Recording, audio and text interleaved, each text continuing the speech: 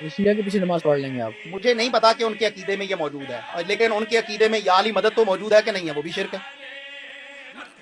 اگر وہ یا علی مدد یا حسین مدد کے قائل نہیں ہے تو میں ان کے پیچھے نماز پڑھ سکتا ہوں۔ یا علی مدد کہنے کا مطلب نعوذ باللہ ان کو خدا بنانا ہے؟ ومن نصر الا من عند اللہ، اللہ کے علاوہ کوئی مدد ہی نہیں کر سکتا، تو اس سے بڑا اور شرک کیا ہوگا؟ آپ نے کبھی نعرہ حیدری یا علی لگایا ہے؟ نعرہ حیدری غلط ہے بھائی، نعرہ حیدری اللہ اکبر ہے۔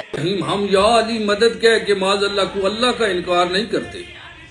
اللہ نے خود کہا ہے وابتغوا علیہ الوسیلہ، میرے تک وسیلے سے پہنچو۔ ہم علی کو اللہ کا وسیلہ بنا کے اللہ سے مدد مانگتے ہیں۔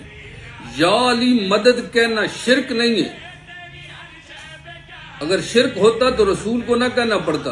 قرآن کا 17 نمبر سورہ 80 نمبر آیت، وَجَعَلْنِي مِن لَّدُنْكَ سُلْطَانًا نَصِيرًا، وَجَعَلْنِی بنا دے مِن لَّدُنْكَ اپنی طرف سے سلطانًا نصیرًا، میرے لیے ایک مددگار۔